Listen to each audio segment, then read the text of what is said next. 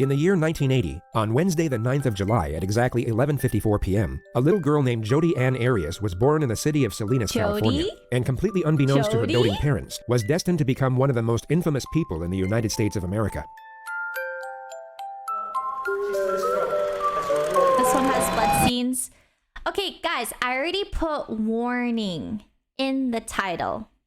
If someone is gonna complain like, hey, how could you? I think that is on you at this point, because I did write warning. Are we in the clear? All right? Be careful with blood, you can get banned. Well, I heard that a lot of people on Twitch watch this. I think the blood scenes could be TOS, but people have watched this on Twitch. So I feel like it's fine. Because they watched it and they didn't get in trouble. Therefore, I should be okay. We just skip over it. Okay, well, I don't know when it happens. Most of them hide the screen. Okay, how do they know when it happens if it's their first time watching it? Irania, thank you for the 28 months. Welcome back to Tito Army. When you're happy, I'm happy. Thank you. Did Hassan skip over it? Like, how do I know when it's coming?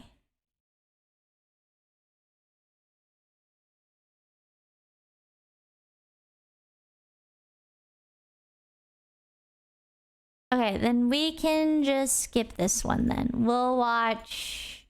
Which one doesn't... Does this one? Most of you will already be aware of who 2-year-old Kaylee Anthony was. The majority will know that she sadly passed away at some point between 1 p.m. and 8 p.m. on June 16th, 2008. Her death is undoubtedly the most heartbreaking part of this story, and we only need a single word to epitomize her short life. This one? Okay, Tragic. We'll watch this one then. But the primary subject of this video is not about the life nor the death of Kaylee Marie Anthony. It is in fact about the psychological constitution of her mother, 22-year-old Casey Marie Anthony. So rather than tragic, you'll find the words disturbing and perplexing to be far better suited to the theme of this video. One of the many reasons this case is exceptional is how the present day's topic of discussion has little to do with the actual occurrences of the crime, but in fact the subsequent developments that followed. People are no longer talking about how or even why Kaylee Anthony passed away. They are instead talking about the manner in which a mother responded to her daughter's death. Given all the acquired information we now have, even if we afford this person the most morally acceptable possibility of what occurred, her manner of conduct was still unimaginably cold-blooded. This is driven home by the fact she was evaluated by 2 clinical psychologists during her time in custody, and not a single abnormality was discovered with relation to her psychological state. In other words, there were no signs of mental illness whatsoever. And this makes the character study of Casey Anthony just as fascinating as it is terrifying. A human being's state of mind is something most accurately assessed with the full capacity of hindsight. So before we evaluate our first segment of raw footage, here's a quick rundown of each of the essential moments that will give you a broader understanding of what we're actually dealing with. On the 15th of July, 2008, Orlando police received a call from Cindy Anthony, the grandmother of the victim.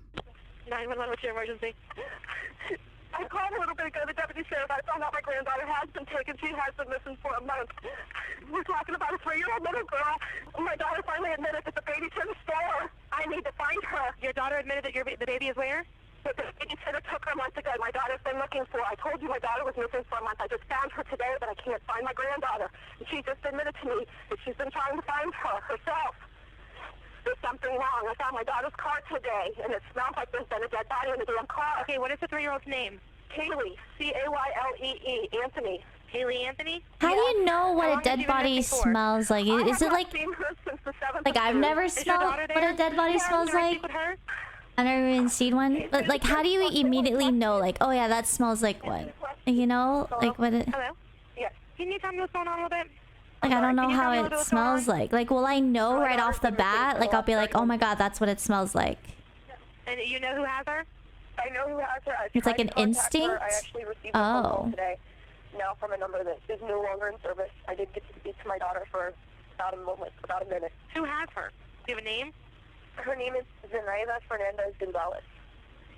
To give some context to this bizarre phone call, Casey Anthony had left the family home with her daughter a month earlier, stating that she had a work assignment in Tampa and would be traveling the entire time. Kaylee's grandparents would ask repeatedly over the following month to see, or at least speak to their granddaughter, but Casey claimed each and every time that she was too busy with work and that Kaylee was with a nanny who went by the name Zenaida Fernandez Gonzalez, or Zanny for short. On July 15th, exactly 6 weeks after Kaylee was last seen by her grandparents, George Anthony received a phone call that the family car was at the impound lot. This immediately immediately alerted suspicion, as it was the same car Casey had supposedly been traveling with for work. Suspicion turned into panic once they picked up the vehicle, and George discovered a strong odor emanating from the trunk, one that he recognized from his years as a police officer, and found comparable to that of human decomposition. Through contacting one of Casey's friends, her parents managed to track her down at her boyfriend's house in Orlando, where they were found smoking marijuana and watching TV. When inquired over the whereabouts of her daughter, Casey stated that she had been kidnapped 31 days before by the supposed babysitter. It was at that moment Cindy Anthony called 911. What? What's your emergency? The mom is just casually smoking weed, but your daughter's missing? She's been my nanny for about a year and a half, almost 2 years. Why are you calling now? Why didn't you call 31 days ago? I've been looking for her and have gone through other resources to try to find her, which is stupid. I think the officers are here. The officers are there? Yes. Now let's indulge in the world of fantasy for just a moment and pretend all of what Casey had just stated was true. She had indeed been working, and her daughter was in fact kidnapped by the babysitter a month earlier. The immediate premise, most would gather, would be that Casey had no regard for her daughter whatsoever. In the 911 call, there was no urgency nor concern in her voice, and rather than her volunteering information, which most parents would do in a frantic manner, it had to be acquired by the dispatcher through repeated inquisition. All you have to do is compare Casey's dialogue to that of her mother's in the same phone call. One was indifferent, while the other was distraught. Police would have picked up on this immediately. Even without the bizarre phone call, the circumstances alone would make Casey the prime suspect in her daughter's disappearance. She was immediately interviewed as a witness, which unbeknownst to her, was the detective's first step in locking her into as many lies as possible. The day right now is July 16, 2008. The time right now is 04:11 hours. I'm Detective Mellish with the Orange County Sheriff's Office. I am with Casey Anthony, is that correct? Yes. Casey, you understand this is being recorded? Yes. You have any objection to that? No. All right. Casey, I got called here in reference to a missing child. You took Casey to a babysitter's house? Yes. And who was this babysitter? Her name is Zenaida Fernandez Gonzalez. Okay. How long had you known Zenaida? Almost 4 years. It'll be 4 years Christmas this year. And where did you meet her? Who did you meet her through? A mutual friend. His name is Jeffrey Michael Hopkins. I met him at Nickelodeon at Universal, and I met her through him. She was his son's nanny at the time. Does Jeffrey still work at Universal? His son's How long has it been since you left? About 9-10 months, give or take. He moved up to North Carolina for a short time and moved down to Jacksonville within the last 3 months. How would you characterize your relationship with Miss Anthony? More or less acquaintances. Weren't very good friends? Not very good friends. Did you ever work at Universal Studios? I did. When did you work at Universal Studios? Approximately 2002. How long did you work there for? 1 year. Did you ever work there at the same time that Casey Anthony worked there? I don't think so. You don't recall ever seeing her there? Never. Did you ever introduce Casey Anthony to a woman by the name of Zenaida Gonzalez? I did not. Did you ever use Zenaida Gonzalez as a nanny? No, sir. Do you have any children? No, sir. Who the fuck is Zenaida Have you lived in then? the Just Orlando make that area name up? consistently since 2002? Yes, sir. Have you ever lived in Jacksonville? No, sir. Have you ever lived in North Carolina? No, My sir. God. Did you see Casey Anthony in the month of June of 2008? No, sir. When was the last time you spoke with him? About a week and a half ago. Do you know a telephone number for him? I can find a number for him. I don't know a number offhand. No, I do not. So you met Zenaida through Jeffrey Hopkins? I did. And his son Zach Hopkins, I guess. Zenaida used to watch over Zach? Yes. And when did she start watching over your child? It's been within the last year and a half. Why does she think she can get away with that How would you lie? normally drop off, or how would you normally do the No, exchange with fucking your child? weird. Would you drop the child off? Would she meet you somewhere? I would usually drop her off. For a few months, we would go over to Jeff's house. He lived over in Avalon Park. And you would go to Jeff's house why? To drop off Kaylee. That's where Zenaida would go to watch both of the kids. Okay. It was in a nice centralized area. He had a decent sized house. It was good room for the two of them. Go back to your statement. You dropped off Kaylee June 9th, and walk me through. You dropped her off to go to work? Mhm. Okay. Get off of work and go from there. I got off of work, left Universal, driving back to pick up Kaylee like a normal day, and I show up to the apartment, knock on the door, nobody answers. So I call Zenaida's cell phone, and it's out of service. I didn't really want to come home. I wasn't sure what I'd say about not knowing where Kaylee was. Still hoping that I would get a call or, find out that Kaylee was coming back so that I could go get her. And I ended up going to my boyfriend Anthony's house, who lives in Sutton Place. Did you talk to Anthony about what happened with Kaylee? No, I did not. Have you talked to anyone about Kaylee, about your incident with Kaylee? Or the fact Outside that of she's missing? A couple people, a couple mutual friends. Who did you talk to about it? I talked to Jeffrey Hopkins. Mhm. I talked to Juliette Lewis. She's one of my coworkers at Universal. She works. You still work at Universal? Yes, What do you do at Universal? an event coordinator. Okay. What is Juliet? What position is she? Where she work? She's also an event coordinator. We work in the same department. Juliette Lewis doesn't exist. Casey had briefly worked at Universal, but hadn't been employed there for over 2 years prior to this interview. And she wasn't an event coordinator. She stood behind a kiosk and sold photos of people after they had been on the Incredible Hulk ride. You have a number for Juliette? Offhand, I can't think of one. Is she in your SIM card?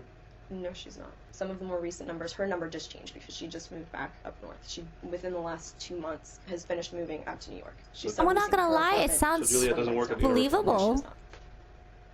What's the reason, I asked you this before. Thank God they did their research. What's the reason you didn't call the police before?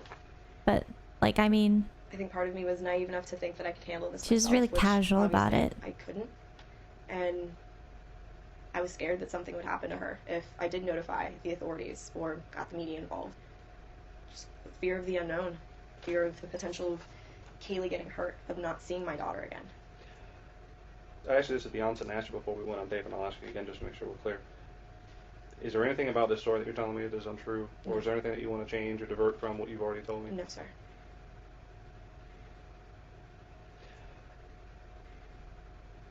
Did you cause any injury to your child, Kaylee? No, sir. Did you hurt Kaylee or leave her somewhere and you're worried that if we find that out that people are going to look at you the wrong way? No, sir. And you're telling me that Zenaida took your child without your permission and hasn't returned her? The last person that I've seen with my daughter, yes. Is she Puerto Rican? Is she Dominican? Is she white? She's mixed. She's black and Puerto Rican. Is there any underlying cause to why Zenaida would have taken your child? Nothing that... Did she ever make any statements to you about... Only how much she loves Kaylee and how great of a kid she is. And when you talked to Jeffrey afterwards, I'm assuming that Jeffrey's child is still with him? His child is still with him. You said Zenaida had family up in New England, up in New York or something? Yes, she has family down south. Her mother, her sister, her brother's in New York. She's originally from New York. Pretty much grew up there, moved down here, went to the University of Florida.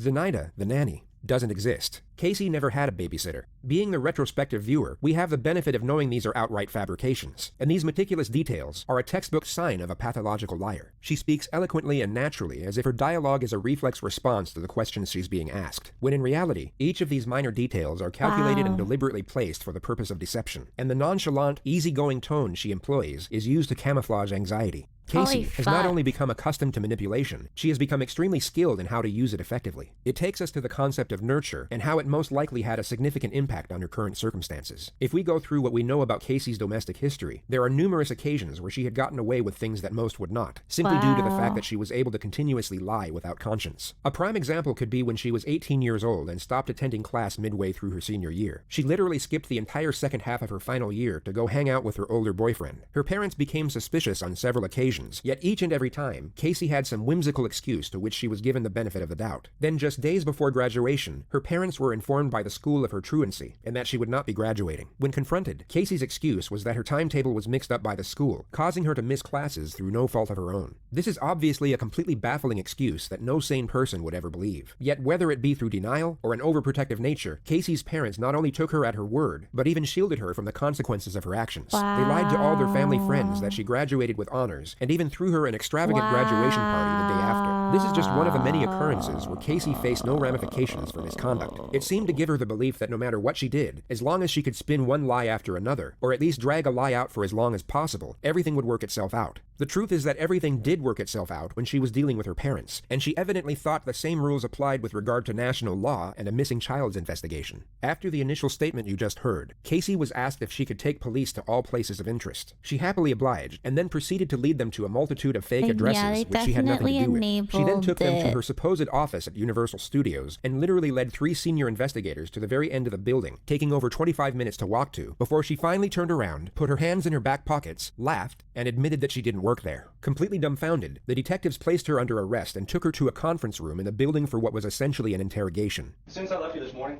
I've gone to every address that you told me. Oh my god. Imagine how fucking awkward that is, like walking with all the cops and then she's like... So where we are right now is in a position that doesn't look very good for you. Because obviously, I know, Jesus. and you know, everything you told me is a lie, correct? Not everything that I told you. Pretty much everything that you told me, including where Kaylee is right now. That I don't know where she is. Sure you do. And here's, absolutely listen, let me explain something. Looking at you, I know that everything that you told me is a lie. I'm very confident, just by having talked to you this short period of time, that you know where she is. I legitimately have not seen my daughter in 5 weeks. I didn't let anything happen to her, except I trusted her with somebody. XC0, thank you so much for the 9 months. Welcome back to Tit Army. When you're happy, I'm happy. Thank you. Worked here until about 2 months ago?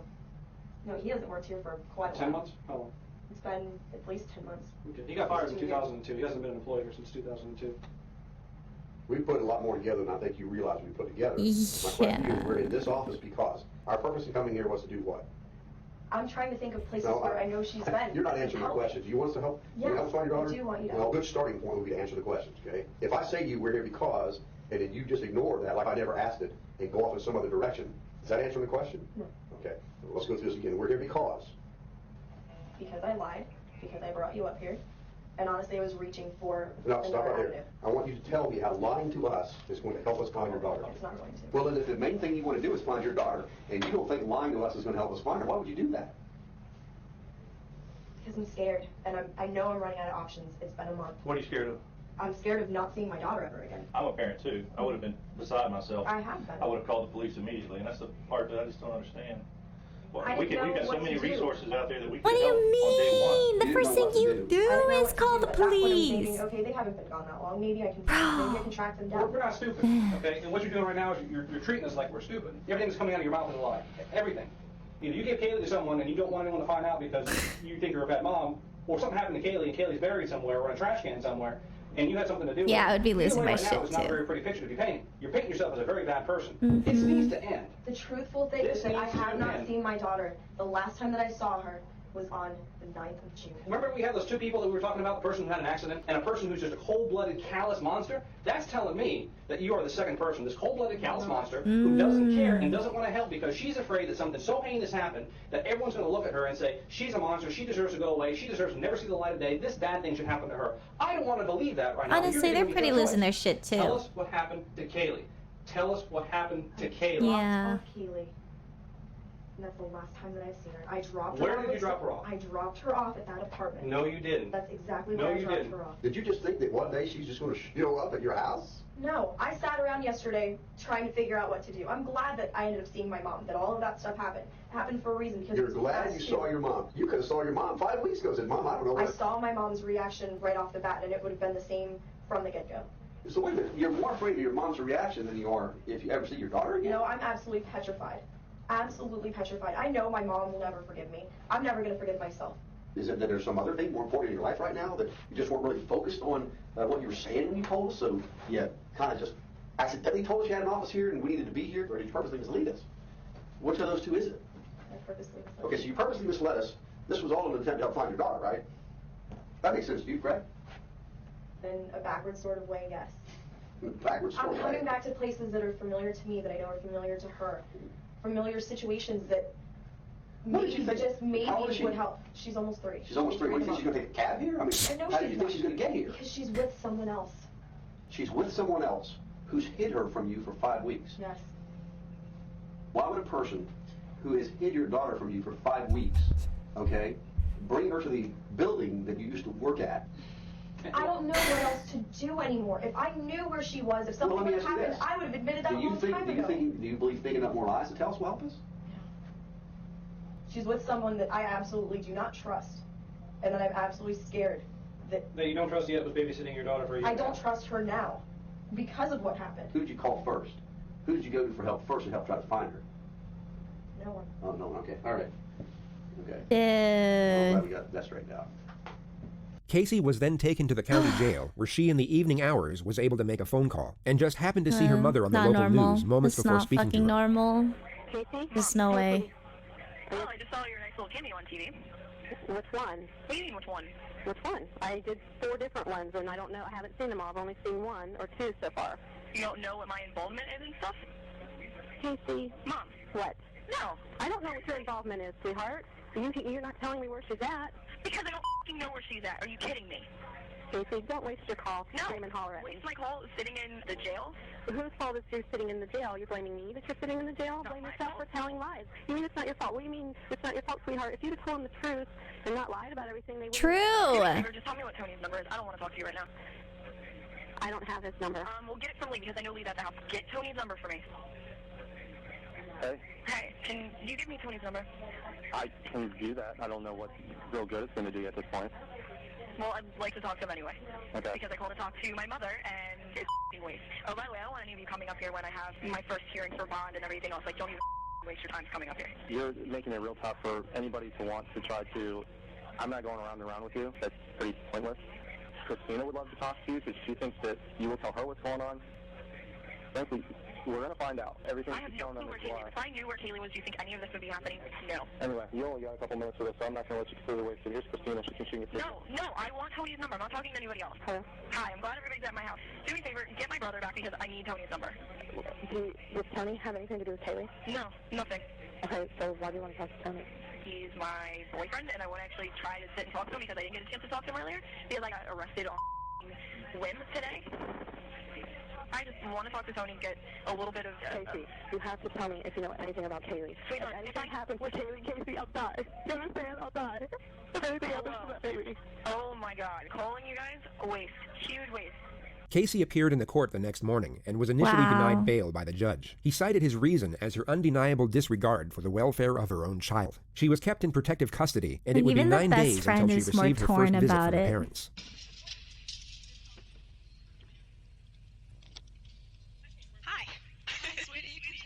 We've been watching you for so long. You haven't? I love you. I love you too. Hi. Why are they so happy? We forgive anything that you've said. Or done. Hold on. Can we turn the volume down? Yeah, you can probably hear it. My head's gonna explode. What's that T-shirt? I didn't get a chance to ask him. Other things. Kaylee's picture's on the back. Is it? Can Dad show me the shirt? Yeah. Turn around so you can see. It's the Never Lose Hope Foundation. Do you see it? I can see part of it. Yeah. Have you seen me? And then it has Yeah, I would try harder for any of my cats more than Casey. You don't realize that whole United States is looking for our Kaylee. I know that, Mom. Her cover's going to be on People magazine in a few days. With a readership of over Master 46 Flash million the adults 9 in months. America, Welcome back having to a Sid missing Army. child When you're on the happy, front I'm cover of happy. People Thank magazine you. would seem as a godsend to most. Yet Casey's response is almost as if it's a lost cause. Everybody is looking for her. Good. Everybody is looking for her. Are we going to be able to find her, do you think? I hope we can, Mom. No, I didn't get a chance to ask Lee. Can you look up a little bit more? Raise your eyes up a little bit. There you go. So now, look straight up so I can look into your eyes, darling. Thank you. I need to do that. It's okay to cry, Casey. It's all right, love. We've all been crying. Setting aside morality and ethics for just a moment, Casey at this point would be emotionally exhausted. She had been sitting in an isolated jail cell for almost 2 weeks as the entire world was turning against her. Anyone in her position, guilty or otherwise, would be at near breaking point, and her composed exterior now finally slips. She, for a brief moment, allows herself to be vulnerable, and for perhaps the first time, expresses the pain of her situation. This is one of the few moments where Casey's true self is on display. Of itself, it's a Usually touching when I see moment people between a mother and cry, daughter. I feel Yet if we add in sad. the context of the When I surrounding see her elements, cry, she is I'm only just expressing like, this pain for herself. Just a moment ago, shut when she the fuck saw her up. deceased daughter's face on her father's shirt, none of this emotion came out. Casey, I want to ask you just a couple questions. Good. The rest of the visit is extremely bizarre. Casey's parents try to extract any information they can about Kaylee's possible whereabouts, and each time are essentially dismissed by Casey as if they're asking pointless and irritating questions. Mr. Thrill, thank you for the 9 months. Welcome back. Thank you. He and I already talked about this. I don't know where on the desk at home. I don't know. What is your? I can't get into your. I gave Lee everything already. I gave Lee all of the passwords, everything we could possibly think of all over again. I want to get some video clips off Kaylee because the video clip with Grandpa is really helping people. Still pictures don't show. No, they don't show her personality. Right, and we need to show her personality. So I need to make sure we get that password. Yeah. I gave Lee the password. Please look up, sweetheart. I need to see your eyes. I want to be able to look at you guys too. I can't look at you and look at the camera. Well, you don't have to look at the camera. Look at me. I'm looking at you. Okay. You're sitting very low. I know. The exchange switches back and forth from inquisitive and challenging to sympathetic and loving, and every time her parents stop inquiring over the case and show that they still care about Casey herself is when the tears come out. Do you want to speak to your father now? Sure. Okay. My God. Hey, gorgeous, how you doing? I look like hell. Well, you know something? You really need to keep your spirit high for all this. Oh, woe is me. Try to read books and do other things to keep my mind off of stuff. Well, I want to be able to reach out and hug you and give you the big Papa Joe hug. But we got to get that little girl back any way we can, and we're doing everything we can. My only concern. I gave Lee a statement. I want him to speak to whoever in the media, give them a statement specifically from me. He's going to give them an exact quote. Every time Casey's parents mention that people are willing to help with the search, Casey dismisses their credibility and even attacks some of their characters while she's at it. Tara? Tara from Michigan. You mean Mark's psycho ex-wife, Tara? Yes. Listen, like Tara, people like Jesse who are maybe trying to help, even Christina, God bless her, don't know what the hell they're talking about. I want you to know I want to take your pain away from you. So, you can tell me anything. I know that, Dad. I miss you, sweetie. I know that. I miss you too. I wish I could have been a better dad. How can she do that to her own daughter? Don't at me. I don't fucking know. Don't for a second think I don't know. Well, you and Mom have been the best grandparents. Kaylee's been so lucky. Kaylee is so lucky to have both of you. I can't even put into words how glad I am that she's had both of you.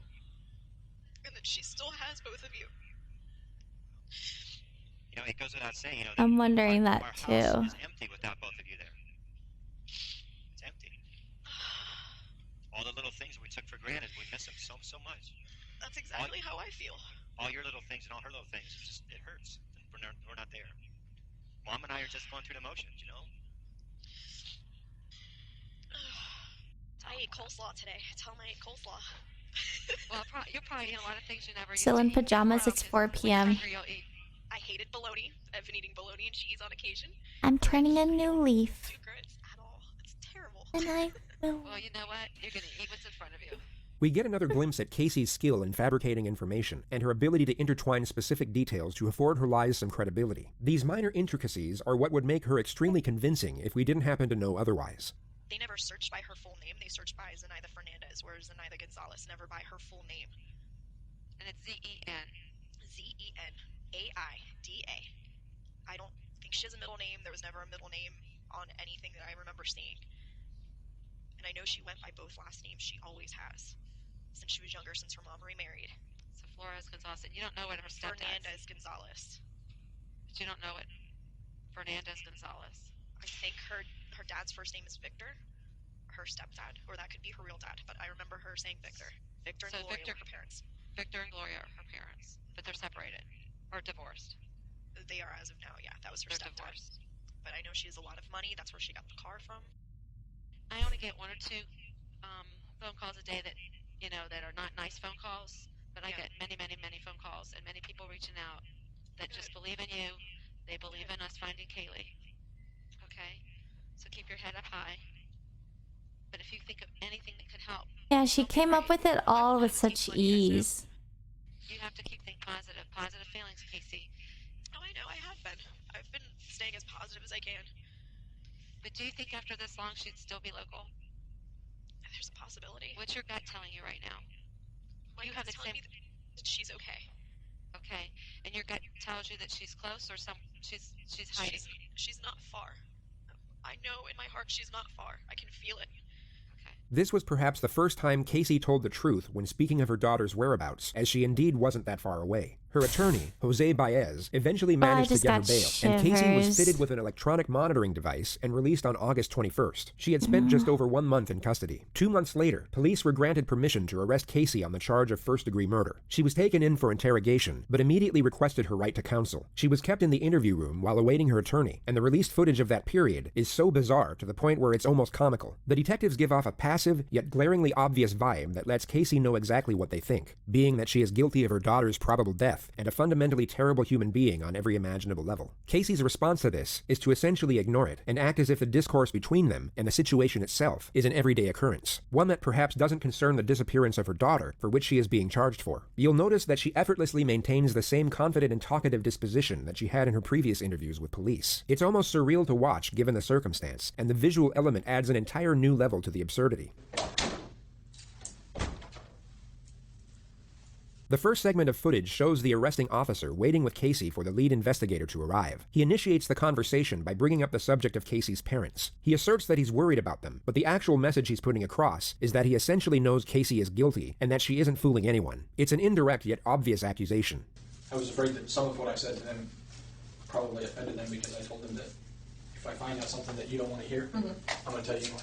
Well, honestly, they'll respect that. That's just, the type of people that they are in the same way. I know they are. It was never my intention to piss anybody in your family off. Yeah. I'm not in it to get a conviction. I get nothing out of it. I get zero. Exactly. You have a job you're trying to do. I found a few, and I've not found a few, and it sucks both ways. Yeah, I agree. So, It is what it is.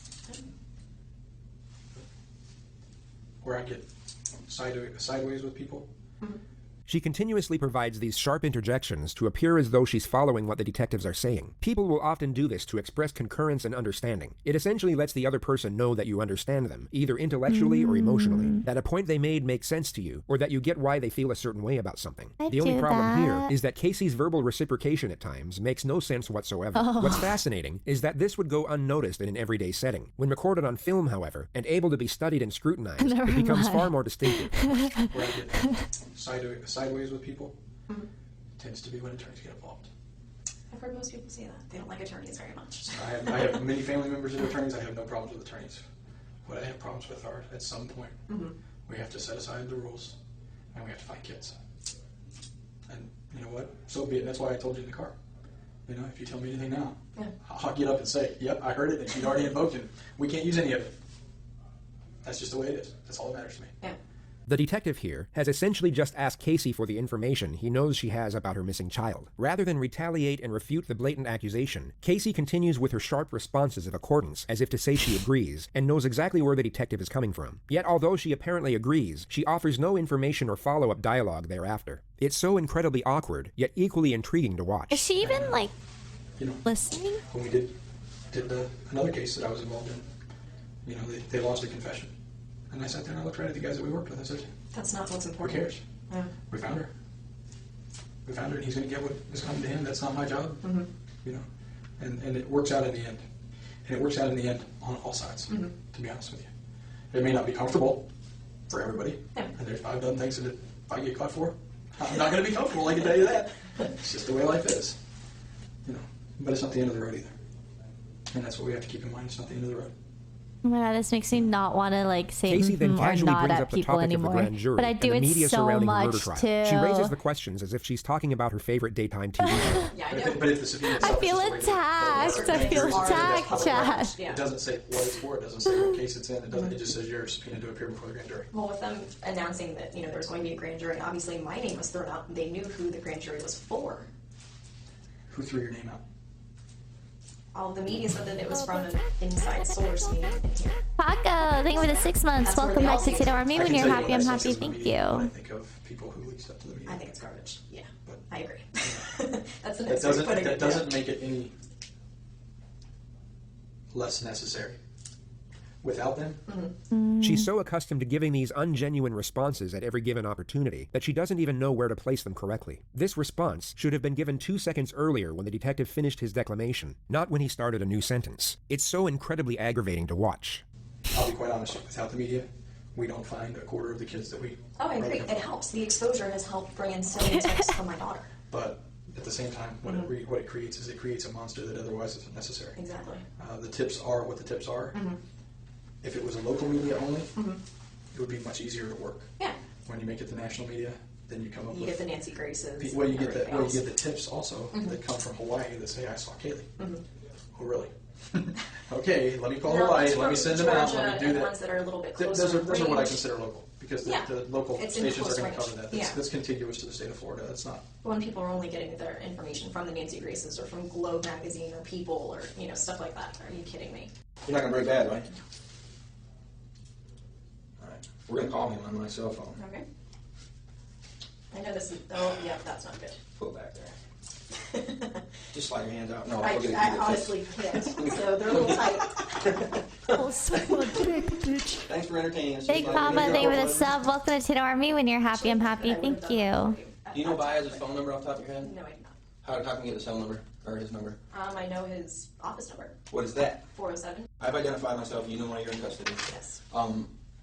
And you have, when you sign this, you want your attorney present. Yes. Hey, it's Casey. I'm with Corporal Edwards. I remember the last name, sorry. I'm at the Sheriff's Department if you'd like to come down and meet with us. Thank you.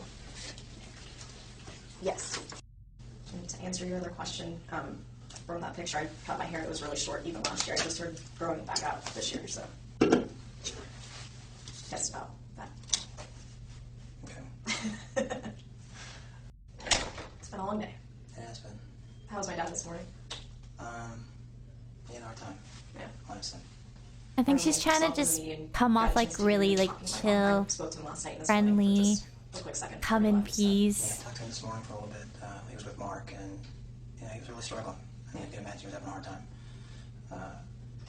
He was being called in to essentially provide testimony to indict you, to at least, and he was really struggling with that. Yeah. And I felt bad for him, to be honest with you. I truly did. Well, I even told him last night. I know he was subpoenaed, and under the law, he had to answer whatever questions were asked him, and I told him to do what he had to do. Imagine you were Casey, but void of any wrongdoing whatsoever. Your daughter was kidnapped 5 weeks ago, and now a detective who thinks you're the culprit is relaying the agonizing moments of your father providing information for your arrest. No matter how stoic or self-controlled your nature, you would most likely be in tears or completely enraged at the overwhelming unjustness of the situation. You anxious about today at all? I have been. I mean, this is something, honestly, we've been preparing for from the beginning just because of words that were directly spoken from Yuri Melich and also from Sergeant Allen. They were saying that this is what they were planning on doing from the very beginning, from that first day. So they wrote me off within the first couple hours. It's at the max volume, I'm sorry. To try to talk to me one-on-one. And no, it's kind of difficult. That was kind of difficult considering. Well, considering, obviously, in light of everything that's going on and the fact that you've been arrested for other things, makes it a little more difficult to sit down and even talk to you. It's not that we haven't wanted to. Yeah. But I do have counsel, and that's something that, my attorney's always been a phone call away. Has your attorney ever told you that we would like to speak to you? And we had agreed, him and I together, that we would all sit down together, him and I. I turned my mic down a little bit. Whatever questions you have, and There is no possible way that a defense attorney would actually sit down so and, as that Casey it's safe for states, you to entertain raise any your question the volume police up, have for them. maybe? Yet if we weren't And paying maybe my close mic won't attention, be as we would loud, take her too. at her word due to the eloquence of her dialogue and not realize everything she's saying is complete nonsense. I actually thought that we made it pretty clear that we wanted to talk to you. I mean, obviously, we can't come to you and ask you. Yeah, understandably. I thought that you were aware that if you wanted to talk to anybody, that all you had to do was simply ask. Yeah, well, I know it goes both ways on that, and I guess it would have needed to come from me. I should have been the one to have, I guess, come forward with it. But, we did open up that door to law enforcement before, when Sergeant Allen was making a big deal saying, well, we want to talk to her. When can we talk to her? And he's saying, well, the door's open.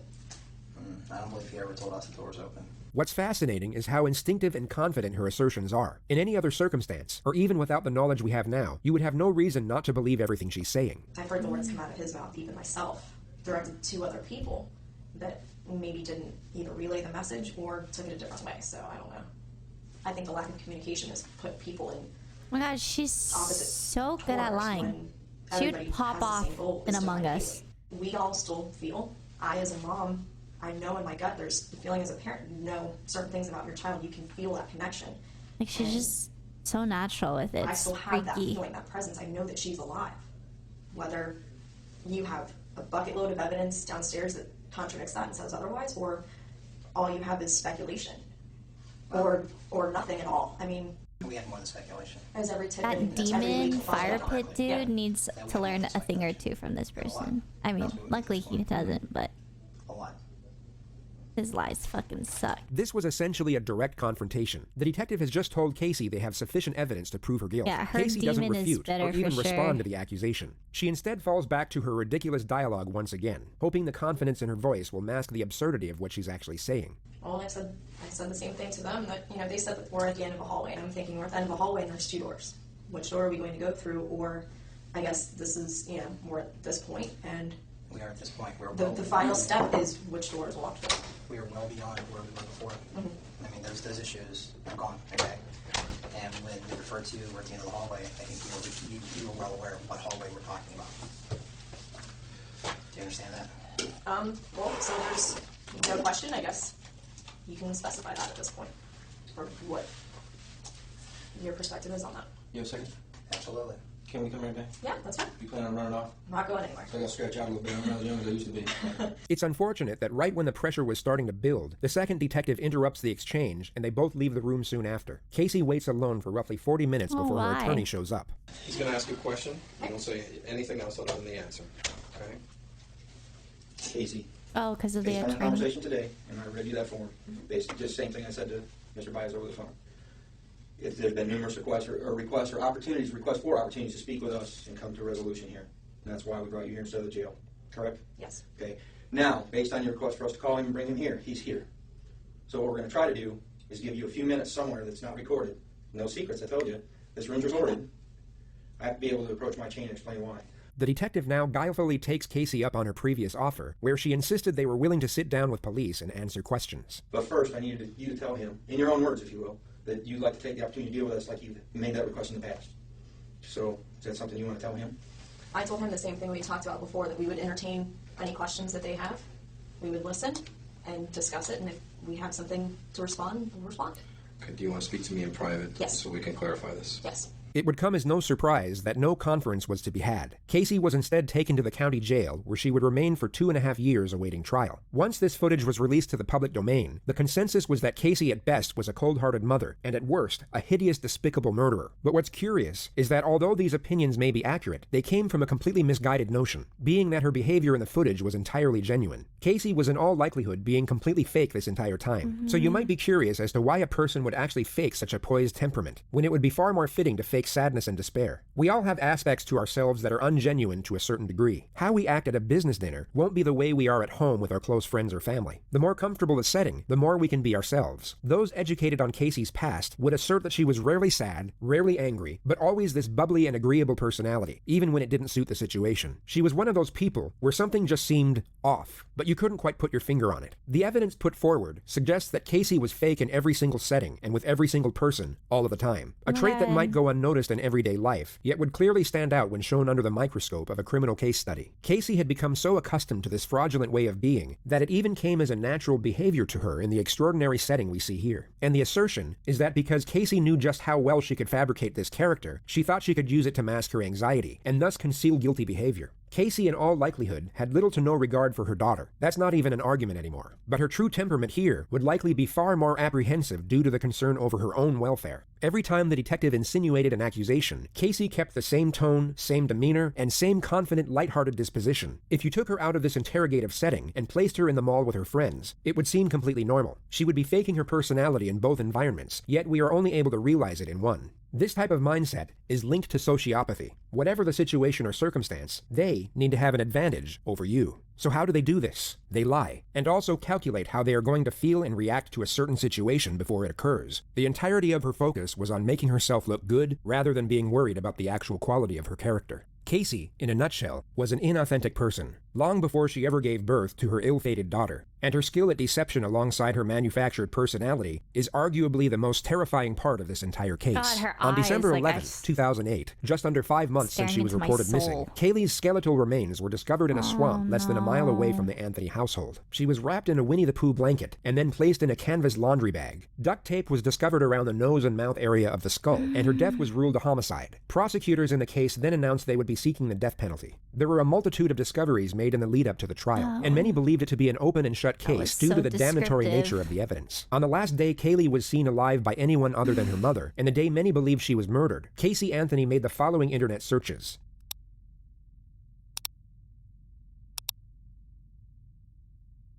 At 7:54 p.m. that same evening, That's Casey and her damning boyfriend enough. Tony were seen in a Blockbuster video store. Kaylee was nowhere in sight, and many presume she was already dead and decomposing in Casey's trunk at this point. In the following weeks, Casey went out partying most nights. Just 3 days after her daughter's supposed abduction, she was captured in various photos participating in a hot body contest. 12 days after, she got a tattoo on her back saying Bella Vita, an Italian motto that translates beautiful life. She also made an entry in her diary around the same time which read, "I completely trust my own judgment, and I knew that I made the right decision. This is the happiest that I have been in a very long time. I hope that my happiness will continue to grow." The trial commenced on May 24th, 2011. The gist of the prosecution's argument was that Casey suffocated her daughter with duct tape and then placed her in the trunk for a few days before disposing of her body in the swamp. The motive for the murder was the primary focus during their opening statement. This isn't just a case about Casey Marie Anthony. It's a story about Kaylee Anthony as well. Kaylee Anthony was born on August 9th of 2005. It was a Tuesday. And Kaylee lived nearly every day of her life on a quiet residential street in Orlando called Hope Spring Drive. Casey Anthony, Kaylee's mother, She would have been appeared 16 to all outward this observers year. to be what her parents thought she was. A loving mother working hard to provide support for her daughter. But as the evidence in this case and the investigation into the background of Casey Anthony will show, that was an illusion. On Monday, June 16th, Cindy Anthony goes to work, as I've described, sometime between 7 and 8 a.m., and is out of the house until late evening. George Anthony specifically recalls that at 12:50 p.m. on June 16th of 2008, his daughter, Casey, left the residence on Hope Springs Drive dick, bitch. with Kaylee Marie Anthony. Minho Kaylee World, thanks for the sub. was wearing a Welcome. pink shirt, jean shorts, sunglasses, and a backpack. I'm not used to it, sorry. And I Jojo, shouldn't feel small. George Anthony, The timing. kissed his granddaughter. Okay, serious mode, guys. This is her prosecution, I hope. Where they tell us she's guilty forever. In fact, no one but Casey Anthony ever saw Kaylee Marie Anthony alive again. The evidence in this case will establish that there is no other reason for the placement of multiple pieces of duct tape on this child's face, mouth, and nose other than the specific intent to end that child's life. No one but Casey Anthony had access to all the pieces of evidence in this case. The duct tape, the laundry bag, the blanket, the shorts, the shirt, the car. No one else lied to their friends, to their family, to investigators. No one else benefited from the death of Kaylee Marie Anthony. Kaylee's death allowed Casey Anthony to live the good life, at least for those 31 days. Although there was a lack of direct physical evidence tying the defendant to her daughter's death, the evidence the state actually had still seemed overwhelming, and they understandably thought relying on the facts alone would easily secure a conviction. The defense, on the other hand, were up against it. So not only did they use charm and appeal to sway the jury's attention away from the evidence, they dropped an absolute bombshell in their opening statements to create as much doubt as humanly possible. On behalf of the defense, I want to thank you for the sacrifice that you've made for your jury service and coming here and helping us see justice. We know it's no easy task. And we intend, I'm sure both sides, on getting you home as quickly as possible once you have all of the information that you need. Everyone wants to know what happened. How in the world can a mother wait 30 days before ever reporting her child missing? It's insane. It's bizarre. Something's just not right about that. Well, the answer is actually relatively simple. She never was missing. Kaylee Anthony died on June 16, 2008, when she drowned in her family's swimming pool. Well, the reason we're all here is because not of the commonality of this tragedy, but of the uniqueness of the family that it happened to. Swimming pool, what? You will hear about ugly things, secret things, things that people don't speak about, things that Casey never spoke about. On June 16, 2008, after Kaylee died, Casey did what she's been doing all her life, or for most of it, hiding her pain. Going into that dark corner and pretending that she does not live in the situation that she's living in. This family must keep its secrets quiet. And it all began when Casey was 8 years old and her father came into her room and began to touch her inappropriately. This child, who at 8 years old, learned to lie immediately. She could be 13 years old, have her father's penis in her mouth, and then go to school and play with the other kids as if nothing ever happened. That will help you understand why no one knew that her child was dead. The trial would go on to last 6 weeks, with the prosecution exposing the truly dark and deceptive nature of Casey's character. While the state relied on fact, the defense clung on to theory, and proposed every conspiracy under the sun in the hope they would create enough skepticism and confusion. One of the more noted details of the trial was the courtroom presence of Jose Baez. He had an exceptional ability of narrative control and storytelling, and his capacity to create a connection with a jury seemed far more adequate than that of the state. This was recognized and mentioned multiple times in the media, yet the overwhelming majority of those following the case were almost certain that it wouldn't be enough to save the defendant. Closing arguments were put forward on Sunday, the 3rd of July. Okay, when so you much have a just child, happened. that child becomes your life. This case is about the clash between that responsibility and the expectations that go with it and the life that Casey Anthony wanted to have. Casey meets Tony. Tony has this life. He's free. He's a club promoter. He's out there at night with the loud music and dancing, and it's a great free life. So she has a choice. A life tethered to a child, or a life free to be 22. And as hard as it is for anyone to imagine, she had to choose between sacrificing two things. The first was her dreams and the life she wanted. And the second was her child.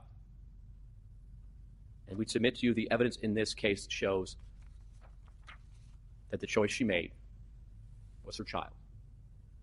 Here we are at the end of our journey. I hate him. I don't like this lawyer. And I know I he's have just to doing tell his you that job. I but probably think you have more questions than you have answers. you- And if you recall at opening statements, the final thing that I told you, at the end of the day, when everything is said and done, the one question will never be answered. The key question in this case will never be answered. It can never be proven. And that is, how did Kaylee die? I'm going to start with my biggest fear. I'm going to tell you right up front what I fear may happen in this case. And I want to talk to you about it and explain why I feel that way. This case deals with so much emotion. I know that there were times where every single person in here felt something deep down inside. Your rules of deliberation, what the law is that this case must not be decided for or against anyone because you feel sorry for anyone or are angry at anyone. You'll notice that Mr. Baez locks the jury's focus on this while subtly concealing this. He presents the argument that the prosecution has purposely got the jury emotionally invested in the case in the hope it would push them towards a guilty verdict. Yet in this exact same statement, he himself is getting them emotionally invested for the exact opposite reason. While refuting the prosecution's supposed attempt to entice anger, he subtly attempts to evoke empathy. Say what you want about this attorney and the ethics of his conduct, but what you are about to witness is expertly done, and what many believe to be what saved Casey Anthony's life. And that's because, obviously, we want you to base your verdict on the evidence, not on emotion. And it's my biggest fear because it's such a difficult thing for you to push aside. Kaylee Anthony was a beautiful, sweet, innocent child who died far too soon. There's no doubt about it, and that is not disputed by anyone. But to parade her up here to invoke your emotion would be improper. It's improper under the law, and it's improper as to the rules of your deliberation. He went on for a great length of time talking about this beautiful child. Not on his evidence, not on the evidence that was presented before you. It was to set up the emotion for what was to come. And that is exactly how this case was presented. They didn't come right out the gate and show you the evidence. They gave you 2 weeks of testimony that was completely irrelevant and served only one purpose. And that was to paint Casey Anthony as a slut, as a party girl, as a girl who lies, and has absolutely nothing to do with how Kaylee died. And this prosecution was geared in such a manner that it was deliberate, it was methodical, it was thorough, and it was detailed. Mr. Baez then focuses on the fact that the state has the burden of proof, and thereafter continues to intertwine the two essential features of his argument, empathy and doubt. Don't speculate. Don't guess. It has to be proven to you beyond and to the exclusion of every reasonable doubt.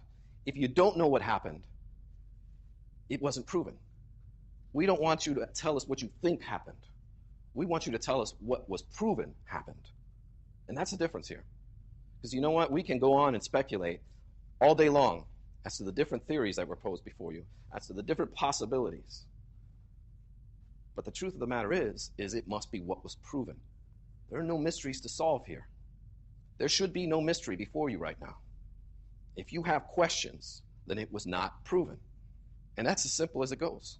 Now, back to what I was saying with their initial setup, the way the case was presented, the first couple of weeks. You see, the strategy behind that is if you hate her, if you think she's a lying, no-good slut, then you'll start to look at this evidence in a different light. You'll Yeah, start I just don't know where the slut is coming from. Maybe I'm seeing something Liar, that's not I there. get. And start to actually Maybe I discriminate missed against her something. rather than give But, like, her the slut thing is standard that is triggering me. applied It's like, to each okay, and every like, citizen dude, in our country. I don't. And that is that the state, that the government come in here and prove their case beyond and to the exclusion of every reasonable doubt. But you can get away with that if we can get a jury to hate her. But you're here to fulfill an oath. You've labored tremendously over this journey. And we're going to ask you to render a verdict of not guilty on these charges because they simply were not proven. And they're simply not true. For the 9th Judicial Circuit in and for Orange County, Florida. State of Florida versus God, Casey Marie please. Anthony. As to case number 2008 CF 15606-0. As to the charge of first-degree murder, verdict as to count 1. We, the jury, find the defendant not guilty, so say we all, dated at Orlando, Orange County, Florida, on this 5th day of July, 2011, signed foreperson. As to the charge of aggravated child abuse, verdict as to count 2. We, the jury, find the defendant not guilty. So say we all, dated at Orlando, Orange County, Florida, this 5th day of July, 2011, signed foreperson. As to the charge of aggravated manslaughter of a child, verdict as to count 3. We, the jury, find the defendant not guilty. So say we all, dated at Orlando, Orange County, Florida, this 5th day of July, 2011, signed foreperson. Juror number 12, were these your true and correct verdicts? Yes. Thank you. Okay. Well, Okay, we need a little bit of a pause. I'm confused. counsel and the defendant approach the podium. Well, I hope that this is a lesson. Is who is this?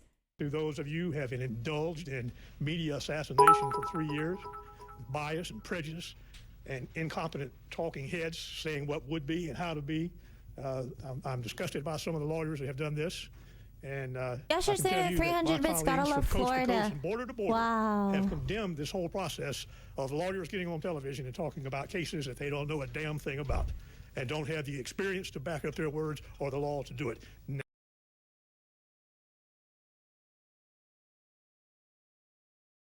No thanks. New court papers suggest discord between a private investigator and the attorney. I'll read this. Well, like I get really sus for like articles and shit. Like I don't fucking know. Sometimes they're like, "This is where you live. This is your postal code," and I'm just like, "Well, fuck." I'm just gonna make sure this site's okay. Sometimes it can be kind of sus. I'm just an extra careful streamer. Reading is sus. No, like seriously, recently there was like a thing on the desktop where it was showing like your weather, and if you hovered over it, it would kind of like tell you like kind of where you live. Well, not like exactly. And then I had to like take it out and stuff. There's just like little things that could like leak my safety. And so now I just like be very careful with everything. But yeah, yeah, it's crazy. Now you've learned a lesson, and we appreciate the jury. Those of you that have been objective and professional, we like it. Others, we're going to be talking to again. Thank you very much. Casey did not murder Kaylee. It's that simple. And today, our system of justice has not dishonored her memory by a false conviction. Okay, well... Okay, wait.